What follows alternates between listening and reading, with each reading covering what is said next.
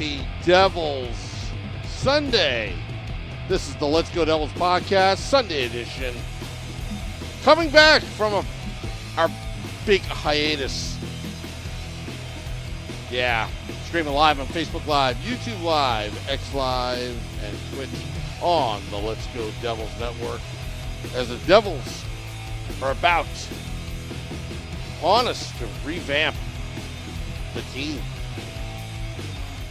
Fitzy. That's right. Yeah, Fitzy saying that about a few weeks ago. We got lots to talk about, catch up on. Guys, how have you been? I haven't talked to any of you guys.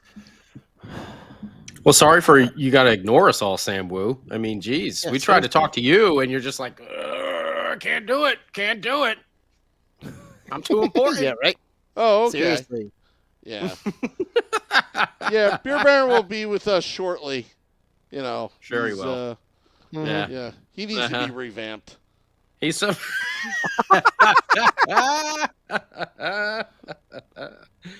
Oh, man. But, yeah, there's actually been a lot of news going on in the old world of the New Jersey Devils, but it's good to be back here with everybody. Of course, the legend, the greatest hockey podcast producer in the world, Sam. I never take a shift off. By God, king of the football calls, Woo, and the only goalie in the history of hockey to make 11 saves on 10 shots. That's Shorts guy over there. That's a Sam Wu stat for you right there. That wowed Chico Resch during the playoff run. 11 saves on 10 shots for Shorts guy. If you find anyone with a better record than that, please let us know. Because I don't think that's a record that's ever going to be broken. I don't think so either. I think I got that one wrapped up. Yeah. But yeah, there's a lot going on in the world. Of course, we got the finals happening right now, which are pretty exciting. Mm-hmm. You know, we got the old Florida Panthers, couple of old friends in the playoffs, in the Cup Finals here with the Panthers and the Oilers. The Oilers. Yeah. The Panthers and the Oilers up there in Edmontoners or whatever. I don't know. But yeah, Adam Henrique up there with the Oilers. And of course, our good friend, Jesper Boqvist, making his way down there in Florida with the Panthers. And I mean, can we count AJ Greer as well? Even though he was kind of more like, you know, every now and then call up. Yeah, type of it. What was it, like 2-year stint? Like, didn't really play a whole lot, but we can consider him a former friend, right? How about Vitek Vanacek? Vitek. Panthers. Oh, that's right. I almost forgot. Yeah, Vitek's down there backing up. He could be a Stanley Cup champion before the Jersey Devils. I completely look out whatever hibachi grill he goes to afterwards if they win. Good Lord. I completely forget about Adam Henrique, but I've been pulling for Vitek because I always liked him. And when I see old number 70 out there on the ice, I'm like, oh, look at Jesper go. Good for him. Right? Because, he had those flashes with Jersey, obviously. Then he went up to Boston, and it didn't really work out there for him either. But now he seems to have really found a home in Florida. And, sometimes it just takes a while for guys to develop into the player that they're going to be, And I don't think the Devils did anything wrong with, letting him go and stuff like that. Same thing with Boston, but I am happy for Jesper Boqvist to see his success, down there on the Florida Panthers. He's been doing a hell of a job, and good for him. Yeah, and he's at the point where he can almost win a cup. So, it'd be good for him to do that. If Vitek wins, if they win, Vitek also wins. Adam Henrique will win a cup. So we got a lot of former Devils to at least pick from to be happy for no matter who wins. I'm kind of torn on who I actually want to win. I mean, it's so far the first 2 games have been, been fun to watch. It's Stanley Cup Finals, and this is the last little bit of hockey we have until we get to September, and then Beer Baron and I have to go back to work at that point, and it's just a miserable time of year. Oh man, yeah, I know. Before you say anything, if we don't work, we don't get paid, so there's that. That's true as well. Beer Baron in the summer, in this, I've been having technical. That's how most jobs are, by the way. If you don't work, you don't get paid. Yeah, but I hate to break it to you. I can't. Yeah, no kidding. But I hate the narrative of like, oh, you guys get summers off. Then go become a teacher, then, douchebags. If you want to like sit there and complain about, oh, come and do my dumb job for a month, and then tell me you don't need a summer off, and then realize that you don't get paid during the summer unless you allocate your little money that you make into the summer where they just tax the hell out of it. I'd stand on a soapbox and punch anybody in the mouth with this one for the next 25 minutes, but I don't have the time to do that. Hi, guys. How you doing? Educators Financial Advice by Beer Baron, a new podcast. Yeah, don't do it. Man, you're fired up. Well, now that we got that out of the way. No, I'm just no. I apologize. I don't mean to come in fired up. I'm just pissed off. My camera's not working. I'm using a computer camera, which stupid computer camera. My other computer is not working. It's giving me problems. It was working fine. I gave it a little test run before. It was working fine, and I sit down, and it's not connecting, and I'm just annoyed. But good to see you guys. I haven't been on here in a while, so none of us have.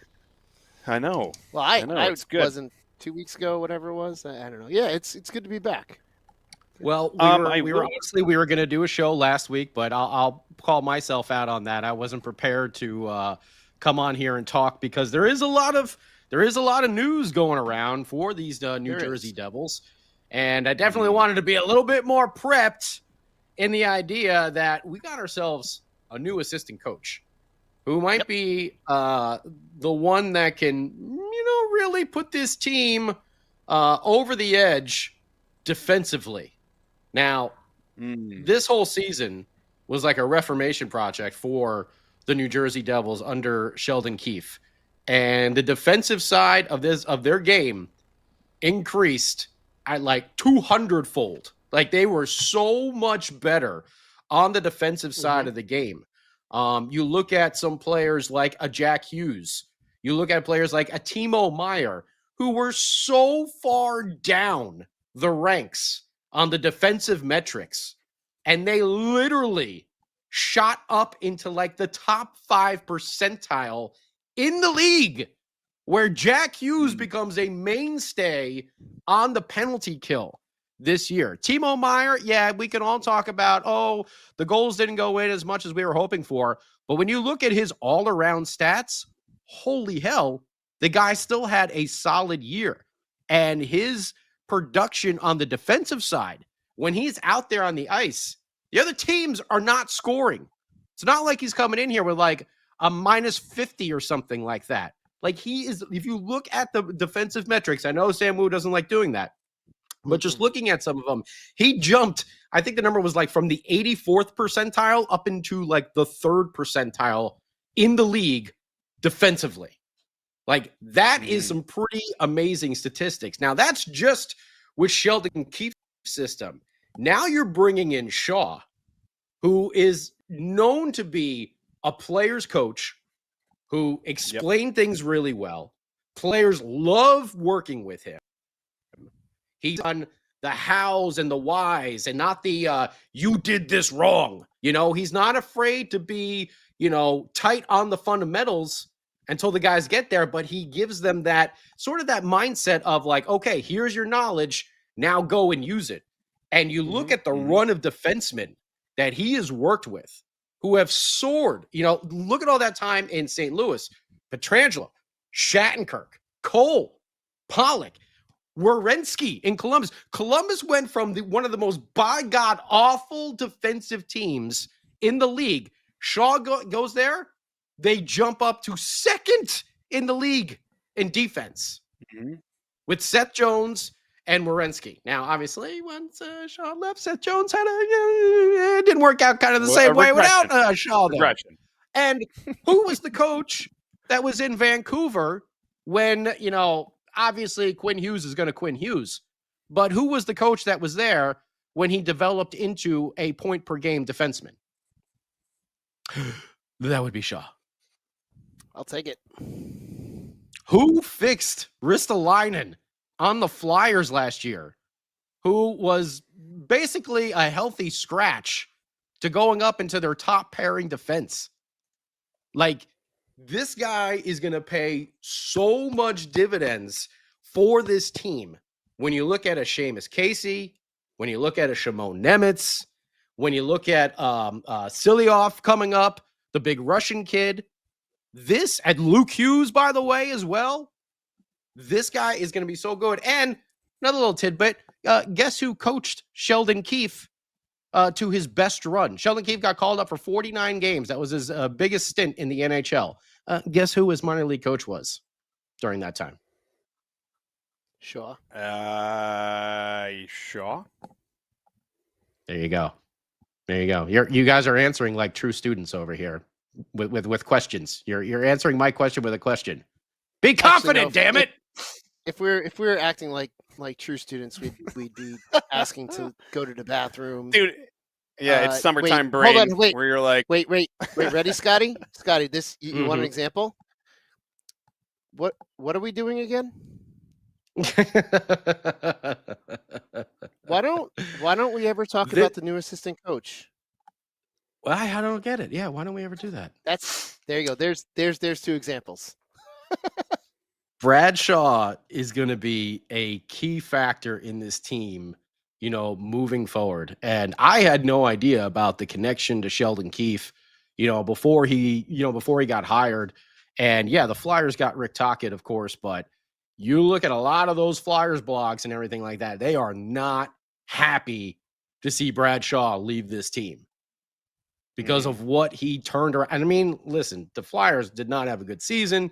They were depleted and everything like that. But even after Tortorella left, Shaw had a winning record as the interim coach with that team. They did well at the end of the season. The Flyers all of a sudden figured out how to play at the end of the season. It was like, oh, man, it makes you wonder if they had Shaw for, a larger chunk of the season, what would have happened? So this is a good pickup for the Devils. This is going to be a really good pickup. One of the things though that I'm kind of curious about is is if there's a worry that he's going to only be here for a very short amount of time. Like, could this be Sheldon Keefe throwing a friend, an old mentor, a bone and being like, obviously he has the resume, he has the pedigree to get a job anywhere, but is this Sheldon Keefe going like, yeah, come here for a year, get everything kind of sorted out over here, and then I'm sure that something will open up? Do you think there's any kind of discord that he might just be here for a short amount of time and then leave for a possible head coaching job? I mean, I think that's every assistant coach on every team. If they get a head coaching opportunity, well, if they're good enough, gonna go. If they're good enough, for sure. Yeah. Yeah. But, Shaw's had some interim coaching experience, obviously with the Flyers, I believe with the Icelanders as well. But he's and in the minors, but he's mainly, worked as an assistant coach in the NHL for long stretches of time too. I mean, he was with St. Louis for, a number of years there. So I think that's something that can come up with any assistant coach out there. But again, you have this factor now of him and Sheldon Keefe having that rapport. And you have a young team with young defensemen that it's going to be very, very nice to work with over a number of years. Yeah. So, hey, that's every assistant coach, but I think he'll be here for at least a couple years. And you also have to consider this. You also have to consider this too, what he's coming into to work with, and the potential of him and Sheldon Keefe doing something great together versus just stopping, just a stepping stone to, to become a head coach. Why not win a cup together with Sheldon Keefe in New Jersey with the defensive core we have, and then you go off on your own, to become your own, because then you'll command more money and you get a better job. Like, Shaw's limitations with his experience, maybe at, mid-level, but he wins a cup, it's Stephen better Engel. for him. So Stephen Engel had a good one there. Brad Shawshank Redemption. So there you go. I saw that. On the defensive side of things there. We ain't gonna. Oh, nice. Hopefully, we're not climbing through the rivers of poo to get out of our own way there. But still, I like your reference. Nice. Yeah, but this could be very good. He's a great hire. It's a great start to the offseason, which we know there's going to be a lot of movement going on with this team. The bottom six needs to be rebuilt. We got to figure out what the hell we're doing with our goaltenders. I see a lot of people chiming in about that on the old YouTube page over here. Markstrom's not going anywhere. He's obviously your number one. Jake the Snake performed very well last year. He has said he wants to return, but we also have a Nico Dawes that's there who many people believe could be ready to be, a backup goaltender in the NHL. That's a big decision for this team to make. What do they do? Do they bring back the veteran guy? Go ahead. I'm sorry. No. I'm just saying it's Dawes being the younger. Allen coming in on a 1-year deal. Is that something that floats your boat? And you give Dawes a little extra time to cook, or are you waiting for Big Mike to come through? But yeah, that's a very very interesting. Sorry, I totally cut you off. You were in such a good flow. No. Go for it. I messed you up. No, that's it. No. I'm just hearing, listening to what you're saying, like the goaltender situation. Like if you have Allen for a 1-year deal, because you don't feel that Dawes is capable of carrying a load in case Markstrom goes down again, then okay, and listen, Markstrom Allen tandem was a great tandem. Allen played really incredible, and in that stint of when Markstrom went down, Allen stepped it up. Now the rest of the team didn't really step it up, and there was a lot of games that they could have easily won because Allen stood on his head. But it is what it is. But at the same time, I'm not looking to give him a multi-year deal. I feel like a 1-year deal for Allen might not be a bad idea. You roll that tandem out again. You give Big Mike some time to work on his game in college and or the AHL. I don't know which. I'm pretty sure he's going back to college. And then Dawes. Listen, if anything happens, you have Dawes in the background who is more than capable of stepping in as he's shown in the past as well. So I feel like they have options here. It just depends on what the cost is. Obviously, the low cost is going to be Dawes. I don't think Allen's going to cost you an arm and a leg, but like you said, he has stated that he would like. What if someone though wants to give him, more than a 1-year deal? Do you go and off? Do you say see you later? Okay. I see Sam Woo's here. In my opinion, just no, age. That's fine. No, yeah. Sam Woo, we know you are the biggest Jake the Snake fan in the world. According to the Vegas Girl Scouts be damned. Yeah. So what would your decision be? If you're willing to offer Jake Allen a 1-year deal, but someone comes along and throws 2 or 3 years at him, what do you think the Devils Fitzy should do in that situation? Give Jake a 20-year deal, lifetime deal. Lifetime. Wow. Yeah. And then we'll have the year 2035. We'll have DiPietro / Bobby Bonilla Day type. He can replace Kovalchuk's block in that salary cap. In the salary cap in the bottom, yeah. 250,000. Jake the Snake Allen. The snake bitten cap. That's a very good question. I would give him. I don't know if he would take it. One of those 1-year guaranteed, 2nd year team option. Okay. You throw an option at him. Okay. Something like that. I don't know. Here lies the question. I think you're going to need 3 goaltenders going into the season because injuries happen. Markstrom's 1 year older. Even Allen. Nico Dawes filled in very well during that time. So, it worked out so well last season that I would go with these 3 again. But how do you lock up Allen? It may need a 2-year deal, but who knows? Okay. Yeah, I was going to say something similar to Sammy. You're going to need 3 goaltenders, especially when you have, Markstrom's going to be your out-and-out starter. He's in his mid-30s, so he's going to need some time that he's not playing going into this, going towards the tail end of the season.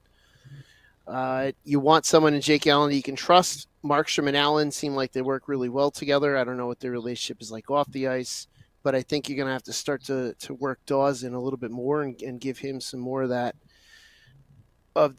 time so that he's ready, because you don't want to find out that Dawes is not ready if Markstrom goes down with an injury this season. And then you're scrambling. Plus, you start looking at the list of goalies who are UFAs coming up for this summer. Inexpensive free agent goaltenders. Mm-hmm. The only one under $1 million is Alex Lyon.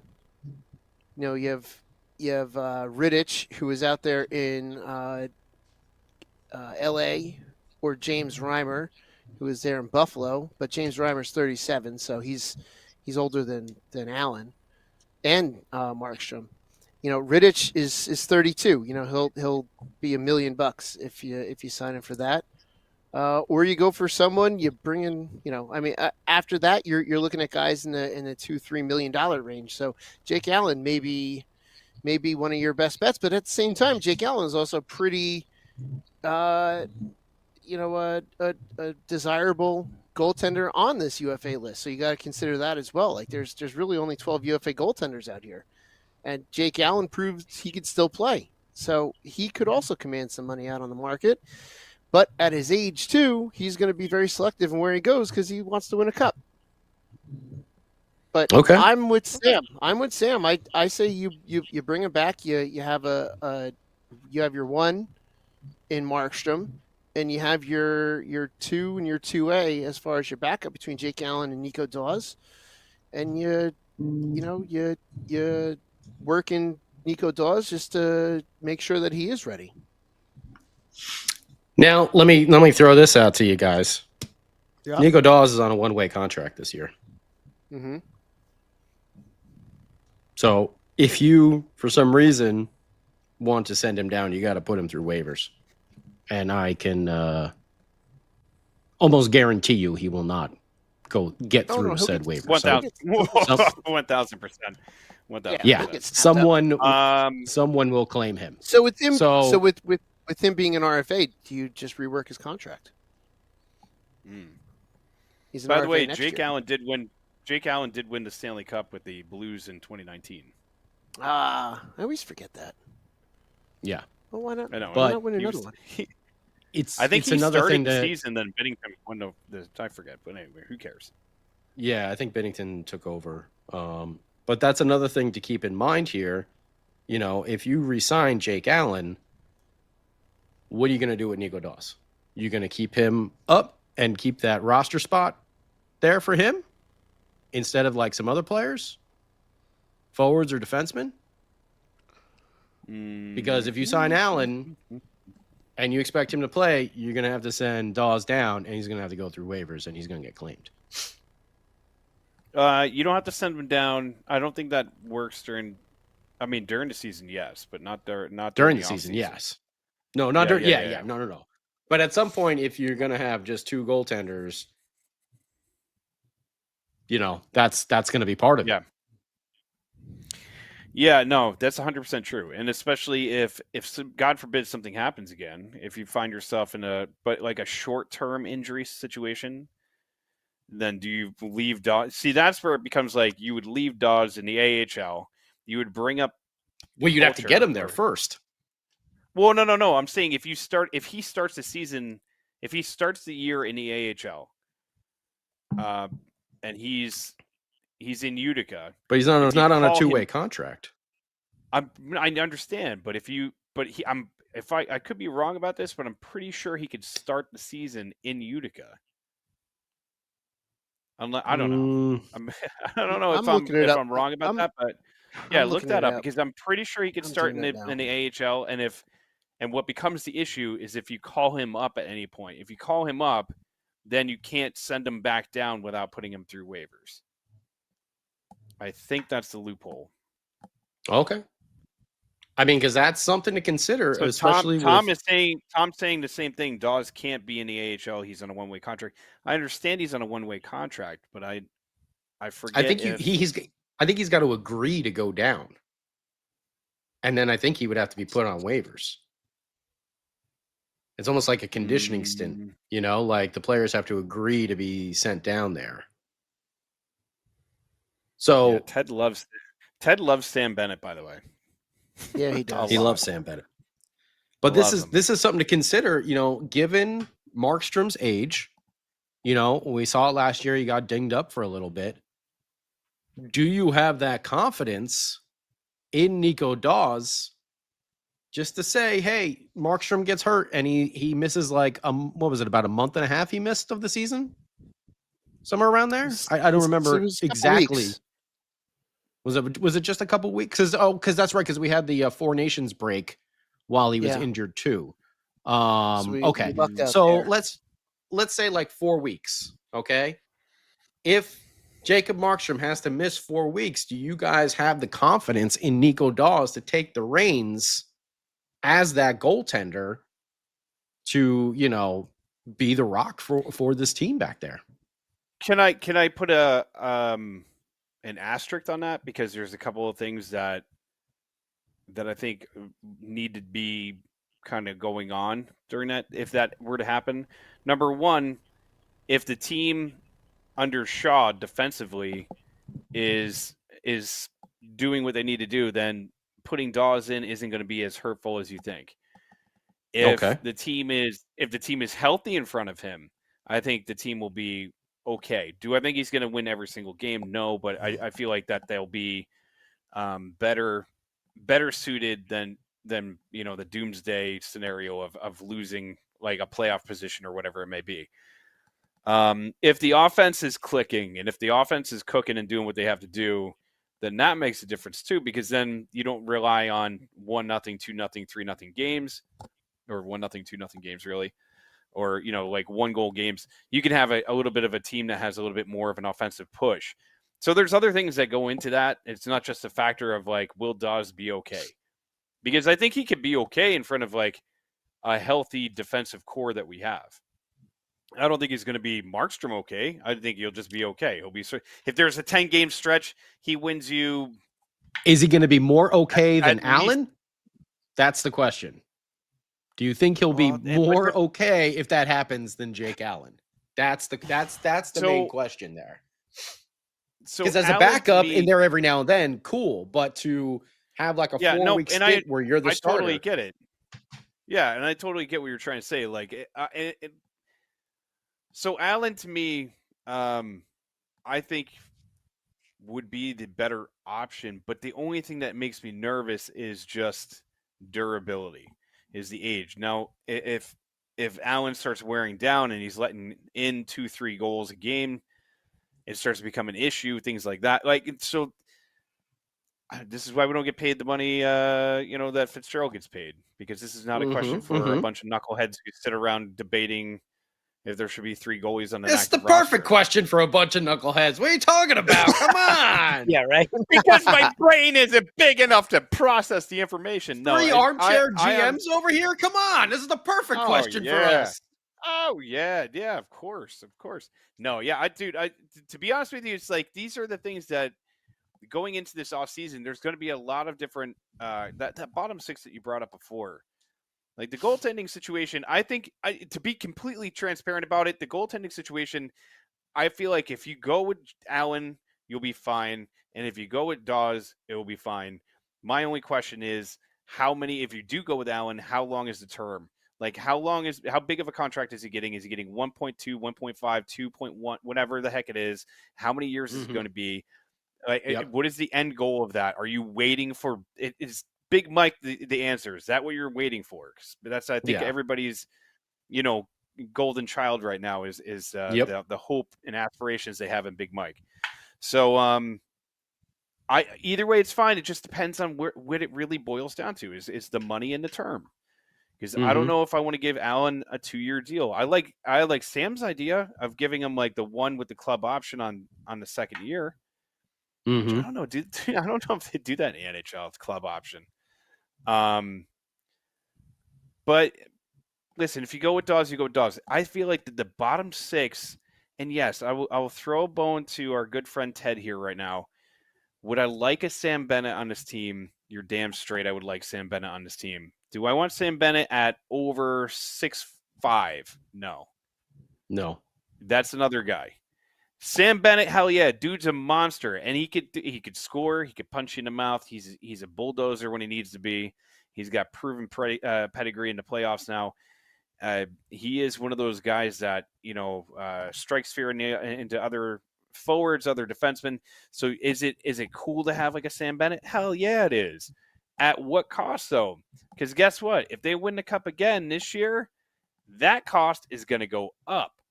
And guess what happens with a lot of those contracts, Andre Palat, is it doesn't look good in the long run.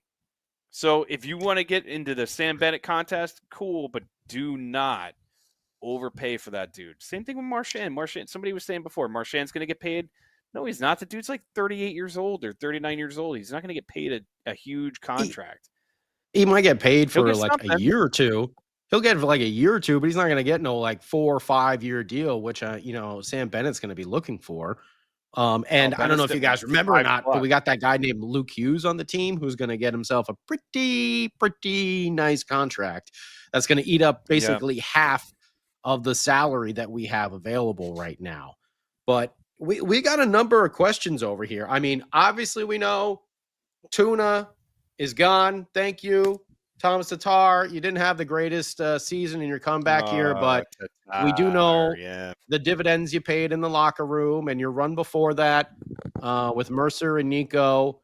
But I think it was a smart move. It was time to part the ways there. Tuna decided to sign up in Switzerland. He's over there now. So he will be playing in the Swiss League come next year, which I think is a plus side for the Devils. What did he even break? I don't even think he broke 20 points last year. I don't think he broke 4. I think he had 4 goals. It wasn't pretty. Even that he was like right around there. Yeah, it must have been like right around there. I mean, we needed more output from him. But you look at a Nate Bastian, probably not coming back. You look at Darren Sprong. Nate, but see you later. Yeah, Darren Sprong, who came in here, probably not coming back. Do you bring? I mean, Sprong also, he's only 28 years old. I think the big one, people are going to be wondering about is Curtis Lazar. He had a very down season. Now, granted, you find out once the season was wrapped up, he was basically playing injured the entire year. You can probably get Curtis Lazar on a rather cheap contract. He could be a fourth line center there. He is 30 years old. Do you bring? I mean, I'm going to say Bastian. No. Curtis Lazar would be. I mean, Dowling was a good like side, kind of extra player to have there. He didn't really cost any like he didn't cause any like major issues on the ice, but the bottom 6 was a bit of a hole there. It was a bit of a black hole. So Dowling, might be a good guy to bounce back and forth between the AHL. He'll be 35 next year. But to me, Cody Glass is coming back. He's an RFA. The two big ones for me are Curtis Lazar and Brian Dumoulin. Those are your 2 big UFAs, other than Jake Allen, that I think you really have to look into and say, hey, what are we going to do here with these 2 guys? So I turn it over to you, our armchair GMs, Lazar, Dumoulin. Do either of those names excite you in the idea of bringing back for next year? Yes. Dumoulin, yes. Lazar, no. Okay. I think Dumoulin earned his way into another go with this team, especially at the very end of that round against Carolina. He turned into the defensive stalwart that we needed at the time, even though it really wasn't very good. The the outcome there. But he's definitely earned his chance. I think, if there's room for Lazar, great. But if Lazar were to go, I don't think it would be. I wouldn't lose sleep over it. Well, now here's my question for you, because if you bring Dumoulin back, that gives you what, 8, 9 defensemen? You got Dougie, you got Pesci, you got Dylan, you got Kovacevic, you got Siegenthaler. Okay, there's 5 already. Yep. I don't think Luke Hughes is going back down to the AHL. I don't think he was ever there, actually. So there's 6. So there's 6 already. He's never been. They've never been. Plus Nemeth on there. That screams to me. And I've said it all along that I don't think he's going to finish his contract in a Devils uniform. I think we all know who we're talking about here. Are you talking about the $9 million man? No, I don't think he's going anywhere now after that performance in the playoffs last year. No, I think I was going to say, because after the performance in the playoffs, I feel like he's going to be here. But you feel like Dougie Hamilton's going to get traded at some point. I don't. That contract is just, it's $9 million for another 3 years. It's going to be something that's hard to move, but we're going to have to eat part of that. We're definitely going to eat part of it. But with the emergence of Luke Hughes, I mean, that's really Dougie's position right there, is that number one offensive threat on the defensive side, you know? And the good we're side looking to, is Dougie's. If we're looking to bolster up that bottom 6, and we have to sign old Luke, one of those contracts has got to go, you know? So Brett Pesci's not going anywhere. Dylan is only here for 2 more years. Kovacevic and Siegenthaler, they might be more attractive to other teams because they're less expensive. But, you know, that Dougie $9 million deal every year is just, it eats up a lot of money. Know. It does, and it's sad because he has become like one of the faces of the franchise. They use him for absolutely PR. It's a very It's just business. All right, Dougie. It's not personal. It's just business. I know it's not. Business. It's not personal. I want to say it's become like that. Remember, Adam Henrique had that that gala for like the No Shave November, and then like 2 days later he got freaking traded. That like it's gonna be like something like that, where Dougie's gonna be, they're gonna be like, oh, the administrator's back, and it's gonna be like the Dougie Hamilton thing, and they're talking about it, and then like 2 days later they're gonna be like, and he's gone. So I love Dougie Hamilton. I love what he's done for this team. He was a big name that came to this team when the team was terrible. We're still on the outs. And he did something for this team that a lot of people don't understand, is he made great social media posts. Well, yeah, exactly. He made New Jersey an attractive place for other people, whether people want to admit that or not. He made it an attractive place for other people because he said, look, I'm a big name at the time. I'm a big name. He was the biggest name defensively at the time. And he decided to go here, which there was a lot of times where a lot of big name players opted to go somewhere else where they had an opportunity. RIP Johnny Hockey, but that was one of those where he was like, oh, I'll go to Columbus instead of New Jersey. So, Dougie Hamilton really, I really think he brought a lot of credence to that. So there's that part of it. He's also had, he's been the face of this franchise. He's been a great ambassador for the New Jersey Devils. And that's another thing. A lot of the off the ice stuff, Dougie has been incredible, absolutely incredible. So those things, like those intangibles, like you can't take it away from him, because like he has contributed to this team on and off the ice. On the ice, and when healthy, Dougie has, that playoff run that they had, losing in the second round to the Hurricanes a couple years ago. Dougie Hamilton was a huge, huge reason that team was where they were, and a huge, huge reason, if you remember, scoring the overtime goal against the Rangers in the first round. Yep. I believe that was game 3.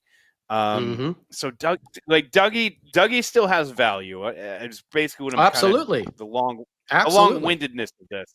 So he still has value, where if they want to try to move him, yes, you might have to retain some of that contract, but I don't think you're going to have to eat as much as you think. Okay. You're probably gonna probably have to package him with a young prospect and or picks or whatever to sweeten the pot to maybe have somebody take the whole deal. You could send him to a place like San Jose, which would be great to bring back somebody in return if you know who I'm talking about. He doesn't play in San Jose anymore. Oh God, no! He got traded to where's he Ottawa. now? Ottawa. That's right. Well, I mean, you could always send him to Ottawa for one Brady Tkachuk. You see that? That wasn't planned, folks. That's not that wasn't planned. That's just a perfectly timed segue. And that Brady Tkachuk moment was brought to you by And Crew Brew. When you're thirsty and you're thinking about your favorite player, go reach for an And Crew Brew. When you crack it open, you'll realize the refreshing taste is not just here for you, it's here for life. Anyway. But yeah, so that long-windedness of me saying that is like Dougie does have value. I wouldn't want to see him go, but at the same time, you're 100% right. That $9 million is a huge cap hit.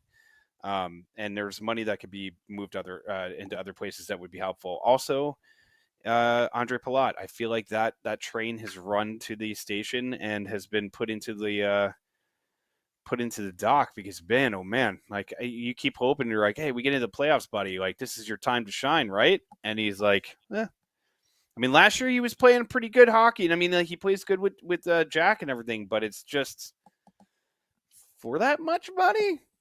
I think we can get other guys to do what you're doing. And I hear there is a certain young Russian player who is making his way over to the States who has already been posting about how excited he is to be playing with one Jack Hughes. So you got to throw that part into the equation as well. Kid comes over. He's like sleeping in his bed. It's like, what are you doing? Jack Hughes. I'm here to take a job. Yeah. Jack Hughes. Yeah. So... I mean, there's that part of it as well. His contract obviously is a little bit longer. I don't know. It might be wiser reading into like some of the NHL rules and stuff like that to wait one more year if the Devils are going to try and buy him out. I think obviously Fitzy would probably be trying to shop him and trade him along with, Eric Haula as well, who had a very disappointing season and an even more disappointing playoff run. Those are two huge names when we're talking about that supplemental scoring that really came out flat, throughout. Palat had his moments, when he was kind of making room for Jesper and Jack out there on the ice. But as soon as Jack got hurt, it was just like, whew, poof, abracadabra, Andre Palat has disappeared, and it's like, well, he's supposed to reappear at some point, right? Oh, it's going to be the playoffs, right? That's when he reappears, right? In the playoffs. No, that didn't happen. Yeah. So I think Fitzy's probably working on looking for a trade. But I think Palat might end up getting one more year. But Haula, I think he would be probably a candidate for a buyout, or also, a trade as well. There's going to be a lot of tough decisions, boys. There will be. It's a lot, but this team needs, Fitzy said it because you know what? It's on him now. He even said it. The team was not good enough. Shorts guy was saying it all last season. It wasn't good enough. Not good enough. And Shorts guy, do you agree with this, that when you look at it, he has to build a team? Because I saw this somewhere and I was like, I agree with this, but he has to build a team that is going to beat the Panthers. Like, that's your benchmark.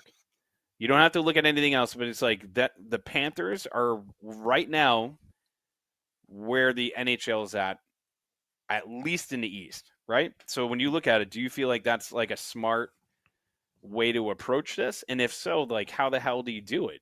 Like, what is the formula? How do you fix this team, the way it's constructed, to be able to beat the Florida Panthers in a 7-game set? That's tough because it's two different two different teams, two different physicalities, coming from each. Mhm. We have a lot of smaller players that play more of a European style without the big hitting, and the Panthers are just they run at you and they run at you and they run at you and they're relentless. Mhm. Even the Hurricanes, who were relentlessly and after you as well, they fell victim to the Panthers as well. So you almost would have to beat them with speed and just out and out speed and just get around them. And probably your best bet is to pass against them and to try to outpass them and outskate them to the puck. And then, you're going to be hit. So these smaller guys got to get used to hitting. So you're probably going to have to bulk up a little bit and maybe get that, another big crashing center or a winger. But then, you're going to have to work on making sure that passing is crisp and to the point, and it's got to be quick passes and quick movements that are going to get you around the Panthers. And then you have to have a goaltender that's ready and able to, do what they need to do in order to, to win the game, because the Panthers are going to get their chances and they're good. So that to me would be your best bet is, if you're going to have a team that's coming at you, you have to pass around them basically.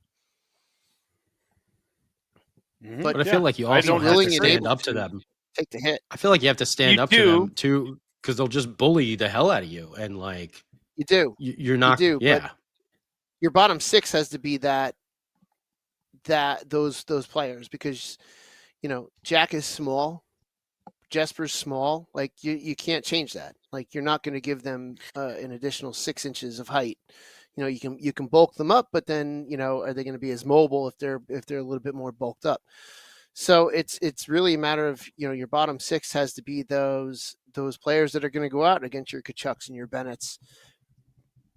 To kind of bring it to them so that your Jacks and your Jespers can go out, against Jesper Boquist and players like that. So it's I a think matter you of bring back Cody. Too. I think you bring back Cody Glass. I think he'll add a little bit more of that edge and toughness. I would be interested in bringing in, a Victor Olofsson, who was with Vegas last year, bottom six player. I think he had in like the high teens, I think, in goals, over the course of the year. Tough, gritty player. And actually, Max has a good point here on the old YouTube chat. The Devils did bring in that really good strength and conditioning coach who was working for the Seattle Mariners when they were having no pitching injuries whatsoever. And I think a combination of, hey, having this really good strength and conditioning coach to avoid injuries, but also hitting the friggin' gym too, and bulking up a little bit as well. There's no reason why they can't do both. Some people I see a lot of people on the old interwebs being like, oh, well, they need to hit the gym instead. Oh, well, no, they need to just focusing on not getting hurt because Jack Hughes gets hurt too much. Like you can do both. You can bulk up and also you can do it in the right way. So you protect your body. So you can get bigger and stronger and also be smarter about it to avoid injuries. Well, there's a couple names that are floating out there as UFAs that I wanted to kind of throw into the mix, because as you guys are talking about like what this team needs and what this team needs to do, there's 3 names I'm going to give to you. Okay, we have Ehlers, who's right wing, left wing at 29 years old. His last year making $6 million with the Winnipeg Jets is a UFA. You have Brock Boeser or Besser. I always screw up his last name. Besser. And I just had it pulled up and now I'm going to lose it. And Brock Nelson.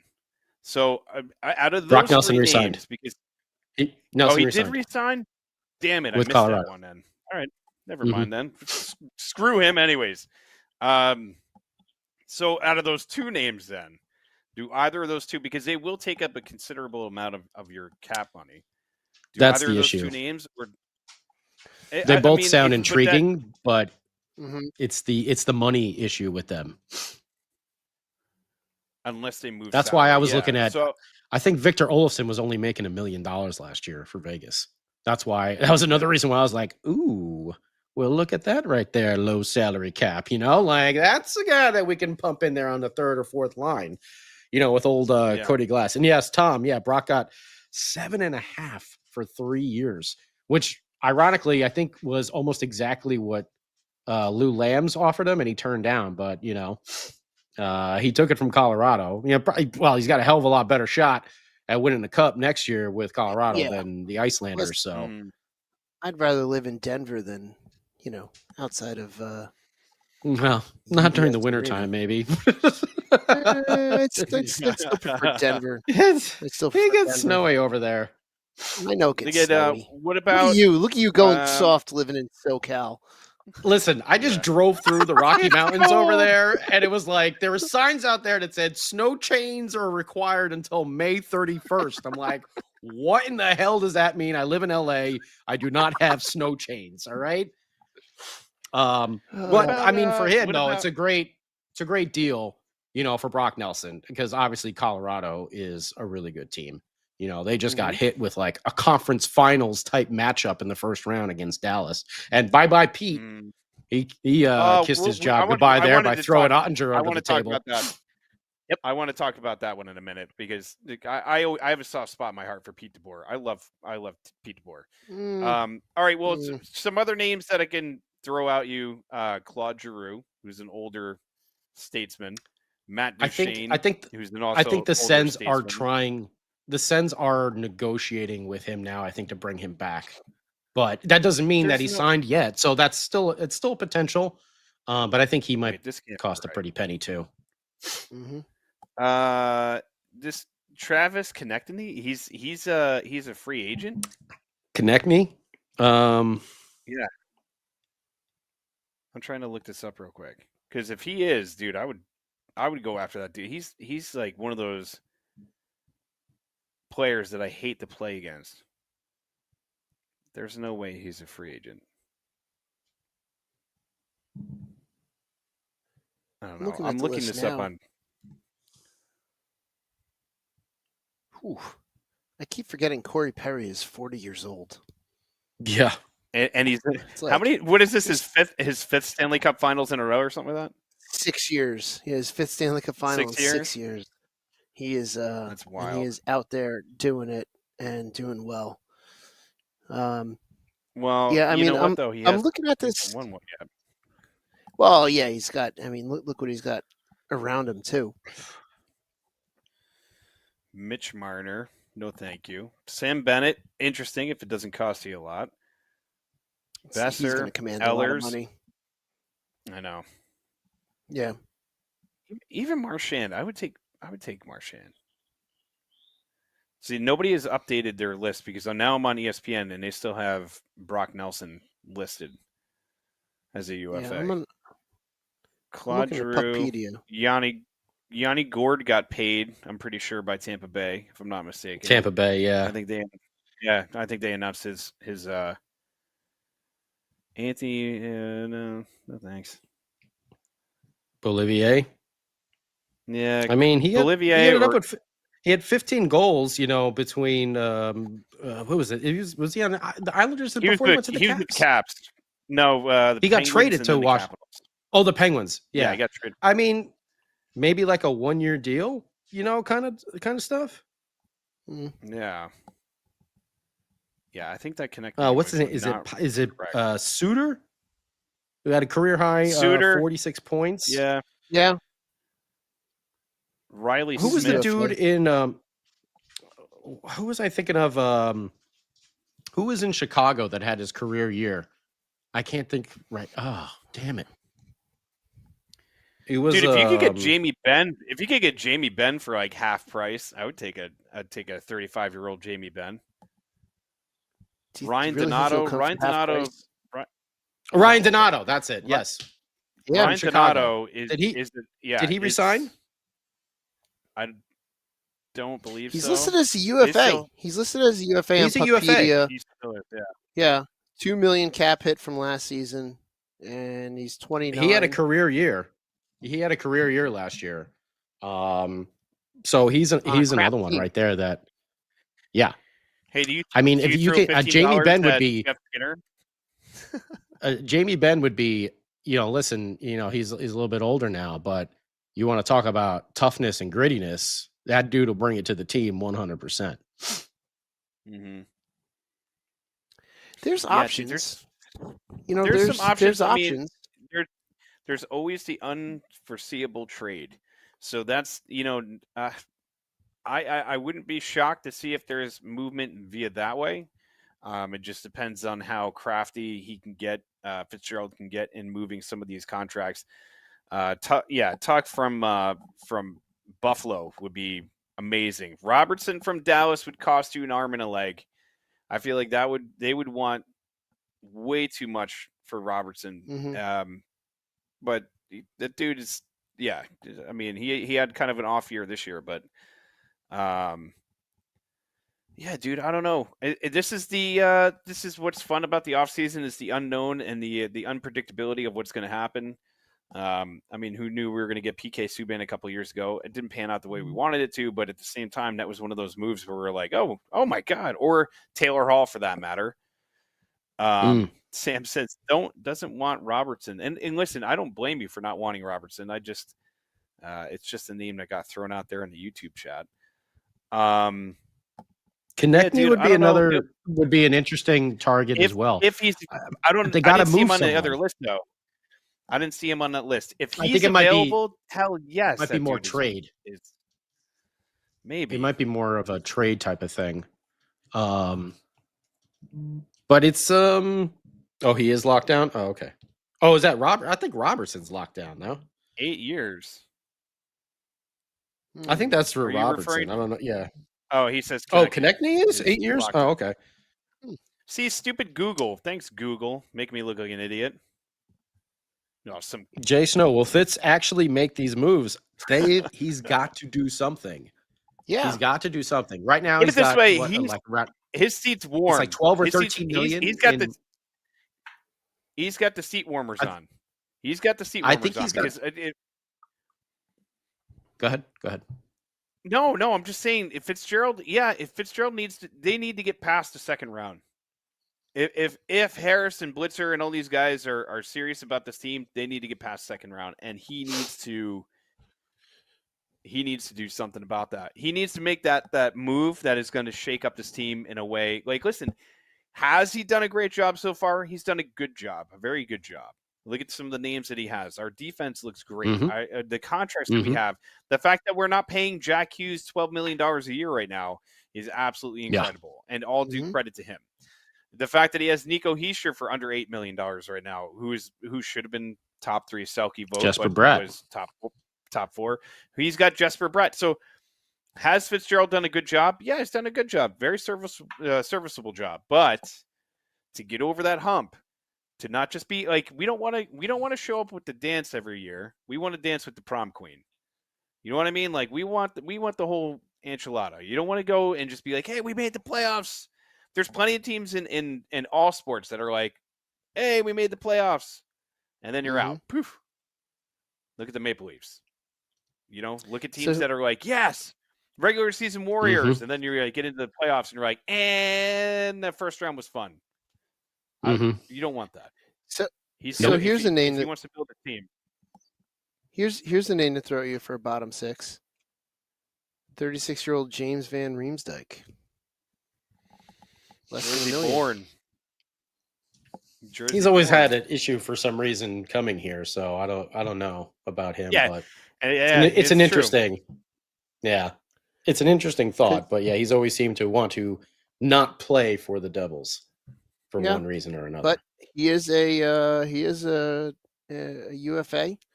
Last 2 contracts, I think, were less than $1 million.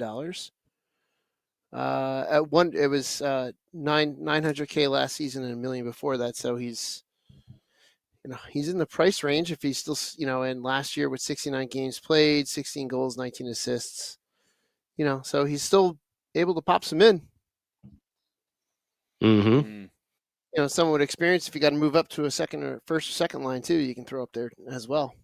So it's a possibility. And I just want to throw this out. Last year, as I was talking about it, Victor Olofsson, 56 games played, 29 points, 15 goals, 14 assists, plus 17. That to me sounds like some good depth right there. Mm-hmm. And I Oh, do July believe 25th. Stupid Google. I would have to look. I think he is a free agent. Well, don't trust the internet because they lie right to your face. Make you look like a big, No, I'm on. make you look like a big jerk. I'm on. Oh, that's Edmonton. Hang on. What did I call them before? The Oilanders or something? What did I say? Shorts guy, the Oilanders. He is a UFA. Valdez. He was 1 million. 1 point. That's not even point set. That's like 1,075,000 for a 29-year-old, 5'11", 183. 29 points last year. Yeah, we're going in the wrong Lost me direction at size-wise 5'11". there. Yeah, that's just you lost me at 5'11". Yeah, we're going. We gotta bulk up. We can't be shrinking down. Bulk up, not down. His agent is Pep. Pep is his agent. We know we like to work with Pep. Oh yeah. Yeah.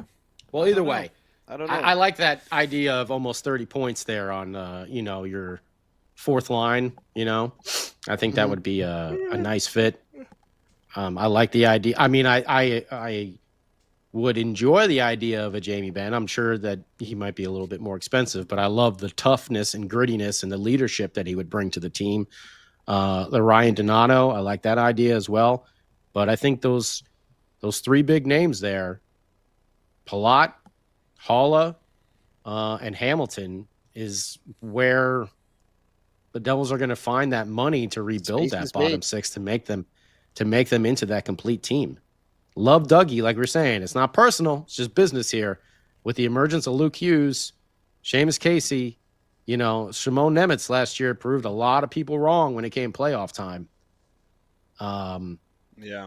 Yeah. Sam put a hold. Sam put a hold on the Nemitz jersey purchase. He asked him to. He had the order in, and then he called him and said, "Hold that order real quick." It's still in the cart. Still in the cart. I know it's still in the cart. Forever in the cart. That should be the threat too. Like Sheldon Keefe comes into the room and he's like, "Boys, I don't know about that period there we just had. Nemec, your jersey's in Samu's cart. That's all you need to know." Sam, you know what you got to do? You got to send Nemec a letter, but cut out from different magazines, like all the different letters. Play well, or I'll buy your jersey. Oh, like a ransom note? Yeah. Or I'll buy your jersey. Or Woo buys the jersey. By the way, I sent this to you guys. I don't know if you saw, but there's been some articles.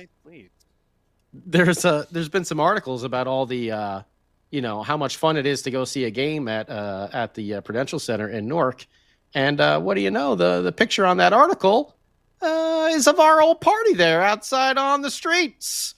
Across from American Whiskey during the playoffs. So dang straight it is. Nice to see Sam Woo's head in the front of that picture over there. I believe that was on the good old Devils fan page Instagram there. So I like that we're finally starting to get some credit for being a really fun place to go see a game, because let me tell you, American Whiskey, Reds, all those bars right there. I mean, we had a blast during the playoffs. Yeah, it was so much fun. So much fun.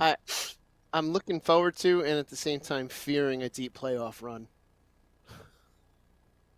Oh.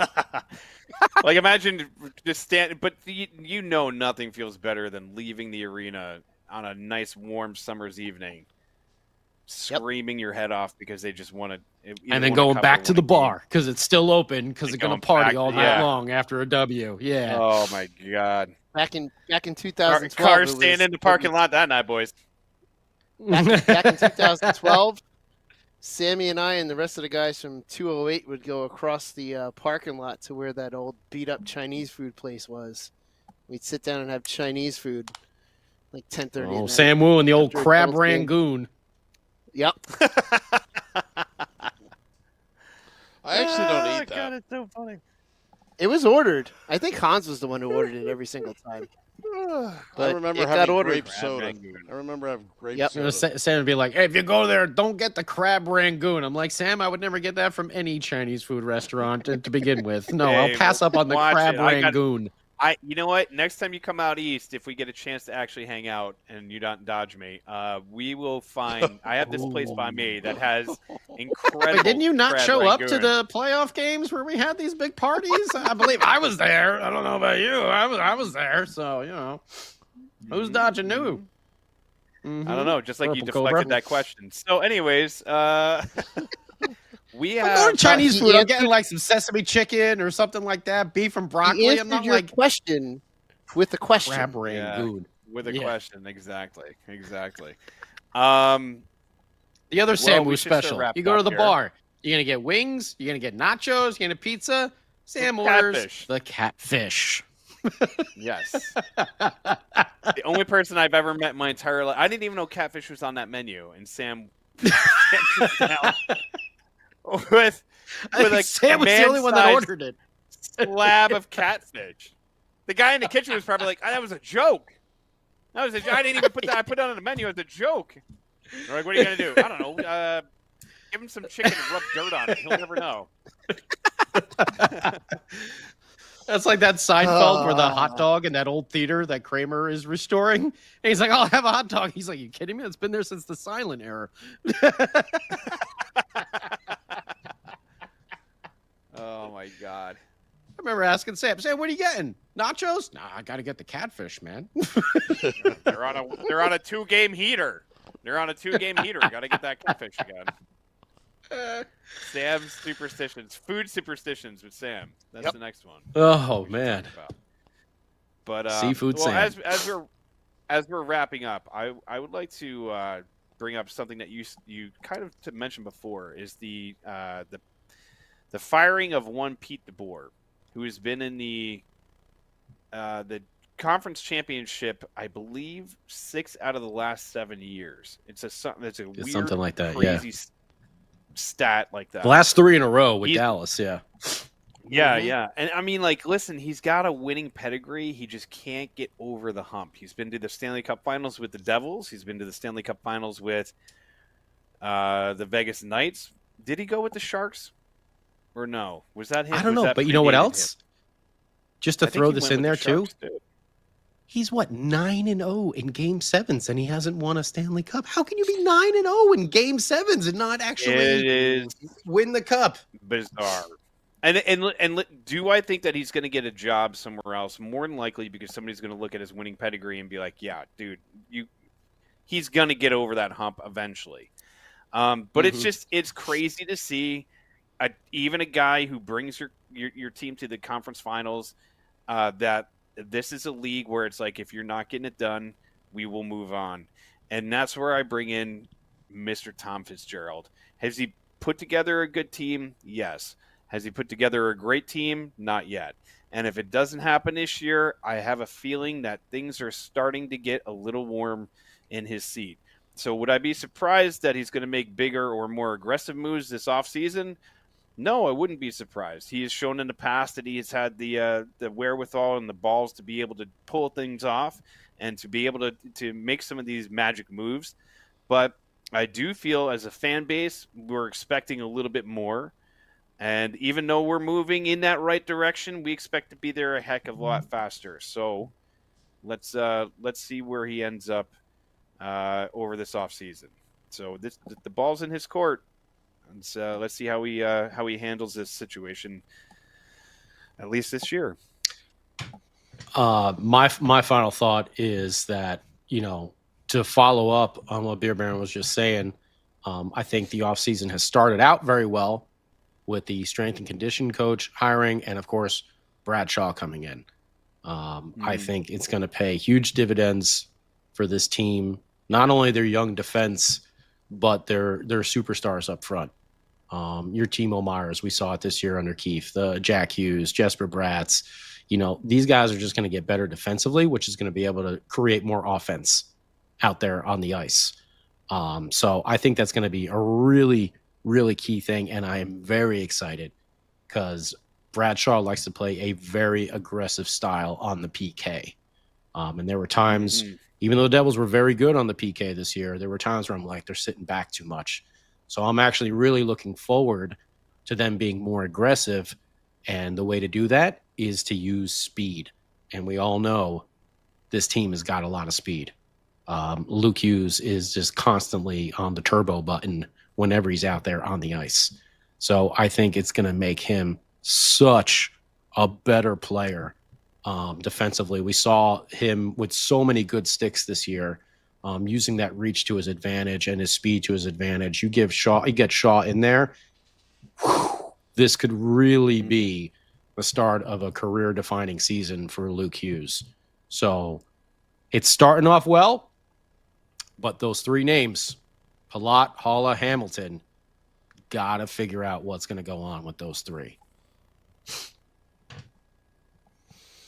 Yeah, totally agree. I think that this is the year or the summer you're going to see, summer going into the season, you're going to see Fitzy do stuff more than we're used to, because now that Sheldon Keefe's been here for a year, Sheldon Keefe knows how this team works. He knows who works together, who doesn't.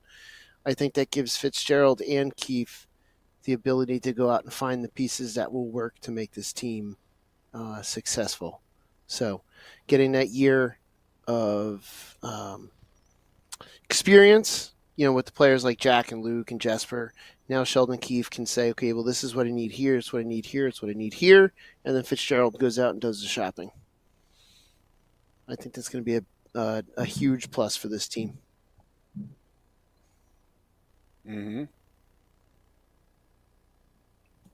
Sam, that would be you. You'd be the next one here.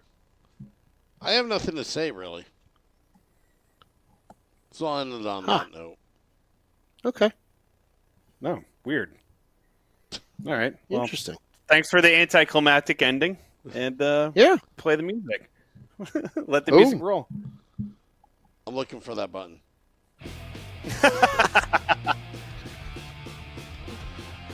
Alrighty. Well, glad to be back. We'll be back next week. Or are we? It's Father's Day. We'll I will not be. All right. We'll have to figure this thing out. We'll figure it out. Gonna drop the podcast at midnight. Until next time, let's go Devils.